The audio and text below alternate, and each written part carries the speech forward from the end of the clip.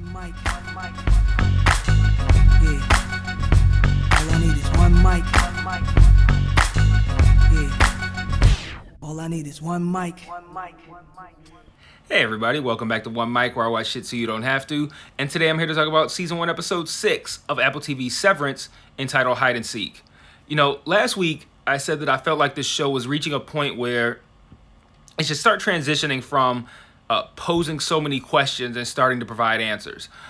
This week's episode didn't necessarily provide answers, but it heavily took the show in the direction of seeking answers. I think the best way to put it is that up to this point, the show has been asking questions of us, or better yet, the show has been forcing us to ask questions. Now it seems to be seeking answers with us. Like the whole tone of the show is kind of moved toward, we want to know what's going on, you know, right along with the audience. Like, we want to know what's going on too. Like, we understand the world, we understand the mysteries, we understand what we don't know. You know, we know, like, okay, these are the things that we need to start learning about. Now that we have those things on the table, the show is now moving in a direction where it's starting to move toward answering these questions. And I think that's not just a good thing, but I think there's a good time to do it. If we had another episode that didn't really start to move in that direction and just pose more questions, the show could start to become tedious. And I think this is a good time, assuming it's a 10-episode season. We had, 5 episodes of kind of like building the world out, helping us understand what's going on here, helping us understand what questions we should be asking.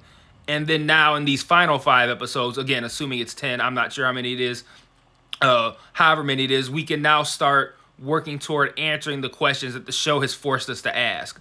And I think that's a really good direction and a really good time to start moving in that direction. I thought this episode was really, really interesting. I think this had some of the more, I don't want to say riveting, but like kind of shocking moments happen in this episode. I'm going to probably talk about the most shocking moment last, but I want to start by talking about Koble, because I don't think we realize, at least I didn't realize, how heavily brainwashed she is into this Egan philosophy. Like, she's got, it looks like Petey's brain chip on a necklace that she puts on before she goes to pray at this shrine for Egan. And we see a side of Koble. I feel like everything that's been happening at Lumen is kind of taking Koble from, I can comfortably be Miss Selvig who spies on Mark outside of work. I can kind of do that comfortably, to now she's Koble outside of work and is being a lot more aggressive with not just the direction she's taking as far as what she's trying to put a stop to, but also just how devious she is and what she's willing to do and how obsessed she is with Egan and Lumen and their whole philosophy. Like, I didn't realize how, like, literally it's like a religion to her almost. Like, it's very cultish. And we really learned that with that prayer ritual. And then, like, there's a moment where the whole MDR crew is brought to her after one of, I feel like a couple of times they disobeyed. So I can't remember which time this was they disobeyed. But they're brought before her, and she just starts creepily singing this weird Keir Egan worshiping song. It was actually pretty creepy, but she's doing heavy work in her free time trying to figure out what Mark is up to, essentially. She pretends to be like something like of a lactation nurse that she's gonna try to, I guess, infiltrate his family by pretending to be this nurse to help with his sister Devon's lactating problems. And I think a question that I think we could or should be asking, that I don't know if the show is intentionally posing this question or not, but I have the question of, how does she even know about Devon's lactating problems? Now, yes, Mark theoretically could have told her in a conversation that we don't see on screen, but I don't know. I just wonder if she has another level of spying that she's up to. Like, say, for instance, we find out that Mark's sister is having lactating problems while he's on a date with Alexa. And I got to stop saying that woman's name, because every time I do, my Echo device lights up, and every time the show says it, my Echo device lights up. So I'm gonna stop saying her name. Like, I saw it light up out of the corner of my eye, but I'll just call her like the midwife. So he goes on it, but you guys know I know her name. He goes on a date with the midwife, and she says that, have you been talking to your sister about, all the whatever she's going through? And he's like, oh yeah, the lactating problems. Like, yeah, I know too much about it. What if the midwife is not just the midwife, but maybe she's working on behalf of Coble and is kind of feeding them information about Mark's personal family? Like, it's not out of the realm of possibility. And that could be me reading too much into the how does she know about the lactating problems. Maybe it's not even that deep, but it's an interesting question that I think we should at least entertain for the time being, that maybe the midwife could be working for Coble. So this episode also, I think, pushes Mark over the edge as it pertains to him wanting to find out what's going on at Lumen. It starts with him tossing Petey's phone and phone battery into the trash, like as if to say, you know what, I'm done with this. And by the end of the episode, he's retrieved the phone and he's off to a meeting that we'll talk about in a little bit. But Grainer tells Coble that the chip is tied to Lumen, and a former employee named Ragabi is probably the person responsible for this. And whoever this Ragabi person is, once she hears the name, Coble seems fairly certain that Ragabi is the person who's responsible for this. So now we have a new character and a name that we're going to have to remember, but I think for probably not too long. Well, that sounds messy, but I'll get to that a little bit later. But now we have this new character that we have to consider. Who is this Ragabi person? How does she, not necessarily how does she know Petey, but how does she become the person through which this reintegration process happens? So we have a lot to learn about this Ragabi individual. So like I said, Mark was remanded by Coble. Well, not Mark, the whole crew was remanded by Coble, but Mark was also remanded by Coble personally for what happened last week when they were told not to leave, or not when they were told not to leave, but when what's her name, Miss Casey, was sent to observe Helly, and Mark makes her leave, and then he takes Helly for a walk. He gets reprimanded for that whole thing. And during that conversation, he kind of, just says, like, what is it that we do here? Like, what are we doing here? And Coble snaps at him and goes kind of nuts. And then she says, like, you guys are cut off from leaving the MDR area until you get your numbers up. Mark goes right back, tells them everything that happened, and goes, yeah, let's go bounce. Let's go let's go to O&D. And so they get in trouble for that. And that's the scene where I said that Coble does that weird kind of that sings that weird song or whatever. And during the time that they're visiting O&D, they go into the room with all the people that we don't know. And there's actually not an interesting line, but there's a line that kind of struck me. Helly remarks that this is the most people she's ever seen. And I think that's kind of just speaks to not just the isolation within MDR, but also the isolation due to the severance. They always say, like, it's two different people and there's no connection to the outer world from the innies, and vice versa. But when she said that, it really hit me like, man, like from any Helly's perspective, she's only seen 3 people at one time, consistently. Like, she's seen Milchick, she's seen Coble, but like as far as like in one room, that's probably the most people she's seen is those 3. So from her perspective, to see however many people in that room, we'll just say 10, to see 10 people in a room at one time, it's got to be like, whoa, like going a little bit on the human overload here. Like, I'm only used to having to remember like 3 or 4 faces. Now you got 10 people in front of me. But they mentioned something about, and maybe you guys in the comments can help me figure out what they're referencing here, but they ask about what data MDR refines. And they don't really answer, but Irving says something like, is that a watering can? And it looks like a 3D printed watering can. And they said that, Bert says that they think that they're making things for like an executive room upstairs. And then he says, like, but then last week the request got kind of aggressive. And then the woman's like, well, the hatchet wasn't that aggressive. And then the other woman's like, shh, quiet. And Haley's like, hatchet? And again, now we're we're forced to look at the idea that these two groups are being pitted against each other. Why is that happening? Because we already know that they both think, because we have the two different paintings, that sometime in the past one group tried to kill the other. They both think the other group tried to kill their group. And so now what I'm assuming is happening is that Lumen is having them 3D print hatchets. Now, like, let me know if I'm wrong, but that's what I took from that scene. And that really escalates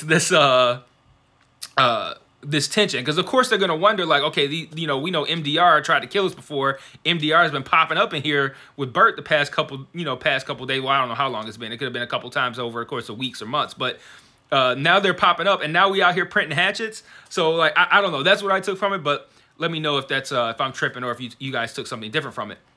But while they're there, Dylan steals a card, and it looks like it has yoga poses on it. And I'm like, what the fuck is that card about? So I'm gonna pause on that for a minute, but I briefly want to talk about the scene that we see with Mark's sister Devin and the woman from the birthing center that she got the coffee from last week. So she runs into them. Apparently, it's been a fairly significant amount of time. The babies are born. They look to be, I don't know, like they don't look like newborns. Like it might have been like a couple weeks or something like that. And she sees this woman outside. I'm guessing like a park or something. And the woman seems to either be disinterested in associating with her outside of work, or like she doesn't even remember her and she's just kind of like faking it, like, oh yeah, I remember you, when she really doesn't. And her husband comes up and kind of deads the conversation, like, yeah, all right, I think it's time for us to go. And then Devin Googles the woman. And if you guys are people who are watching this video, that means you are somebody who is at least interested in going deeper into whatever it is that you view. And if you guys are anything like me, you paused it on that on that fucking article that that Devin pulled up. And then the article mostly talks about, and then they show screenshots from like headlines from other articles that all revolve around this woman's wife being a senator who strongly endorses Severance.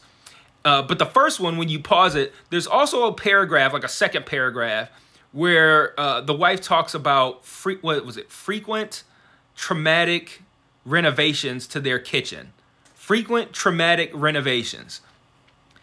Tying that in with her seemingly not remembering Devin, it makes me wonder if his wife is severed and he or someone at Lumen or someone somewhere has a way to kind of turn that on or off without her actually working at Lumen. Like, it's a way of, like, maybe this senator supported Severance, so they go, okay, we'll let your wife be severed, but she ain't got to work here. Because we find out later, and now we're going to talk about Dylan, who I also said, like, I'm waiting for them to interject something of interest into his story so where we can have something more than just his comments about the feud between them and O&D and then his jokes. It would be nice to have something of interest to interject into the Dylan storyline, just like we have whatever that Tar is or whatever that Irving is seeing. That would be interesting. And I really shocking, this scene for me. Like, I didn't, like, I'm usually like taking notes. I sat and watched that whole scene like with my jaw dropped, and then after it was over, I paused it and then like took notes on what I just saw. But we have a scene where Dylan's in a closet at his own home, and there's a kid outside the door counting, and Milchick is in this closet with him, and he has a walkie-talkie, and we see that Dylan is like seemingly set to outie Dylan, any Dylan, I'm sorry. And Milchick's like, what did you do with that card? There's really important data. Did somebody pay you to smuggle it out? And Dylan's like, I don't even know what that card was. He's like, I hid it in the bathroom stall. Like, it's not a big deal. And Milchick this card is clearly a big deal because he is bringing any Dylan into outie Dylan's world, which is a massive, massive, massive risk. So whatever that card is, it's really fucking important. And he says something like, right, well, no, before he even does that, the kid comes into the closet and goes, Daddy, and Dylan's like, yo, I have a kid? Like, so now we haven't even seen any of the characters since Mark well, I have one more thing about Mark that I'll get to in a second. But since the last scene with Mark that I think really really calls on a need to see Mark again at Lumen. After that scene, and then after this scene with Dylan, we don't see them at work anymore. And I think the next scenes with Mark and Dylan at work in the next episode are going to be really pivotal.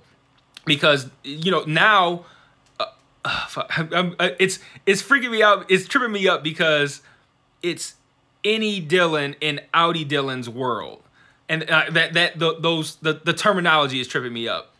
But now any Dylan knows that Outie Dylan has a kid, because he was in any Dylan mode when that kid came in. And Milchick kills it. Someone hits a like switch, and then he goes back into being Outie Dylan. And he's like, oh, okay, we good here? I'm assuming what happened is that Milchick came like, yo, I work for Lumen. I need to come in and talk to you. Let's go into this closet. Makes the kid count. Flips the switch that turns him into, and he agrees, like, all right, cool. Flips the switch, and then now he doesn't know what conversation was had with any Dylan, and then he flips the switch back. He's like, all right, we cool? He's like, yep, we good. And he has no idea what just happened. But any Dylan is at the very least going to remember having this conversation. And worst case scenario for Lumen and Kobel and Milchick is that he remembers that he has a kid outside. So that's a really interesting development. And the last thing I want to talk about, where I'm at 16 minutes with Mark, is that as a punishment for taking them out again after Kobel's creepy singing, Mark is sent to the break room. Yeah, okay, great. He passes Miss Casey in the narrow hallway, and the whole time, once I see Miss Casey come out, I'm like, I want to see them have to like pass each other, because I'm like, how tight is this squeeze gonna be? But Mark reaches for the door handle to open the door to go into the break room, and then it cuts to him at dinner with the midwife. Looking at my Echo Dot, like with the midwife, and he has beat up Knuckles. And now we need to know what happened in that break room that Mark has beat up Knuckles. Did he get into a fight? Did he punch a wall, punch a window? Like, who knows, right? So after that scene, we don't see any Mark again. And after Dylan's scene, we don't see any Dylan again. So that's why I said we need to see what happens with those two once we see them at Lumen in the next episode. So really excited for that. And then the episode ends with Mark retrieving the cell phone, Petey's cell phone, and answering the block call that's been calling nonstop. And he answers, and a woman picks up. She knows who he is, and she asks to meet with him.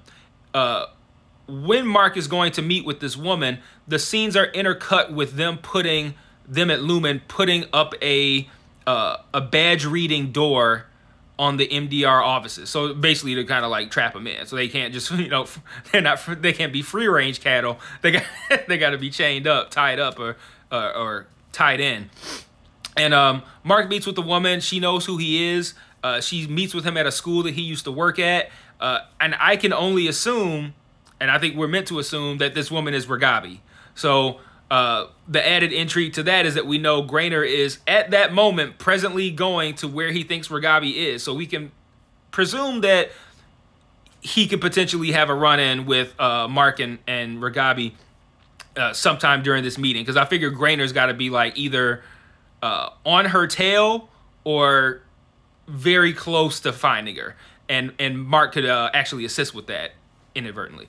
So again, this episode, I think, started to lead us in the direction of answers and ended the idea of setting us up for, this is where we're at, this is how people interact here, this is the world we're in, posing all these questions, what's going on here, and it started to move toward answers. We got Mark's sister looking for information on the woman from the birthing center. We got Mark meeting with this Ragabi person. We have Dylan now having some knowledge about his Outie self. So now we're getting somewhere. So I think this show, which was already great, is about to make a turn for the better. So really excited for episode 7. I'm really curious to see Dylan and Mark again at Lumen in the next episode. So I will see you guys next week for episode 7. Peace.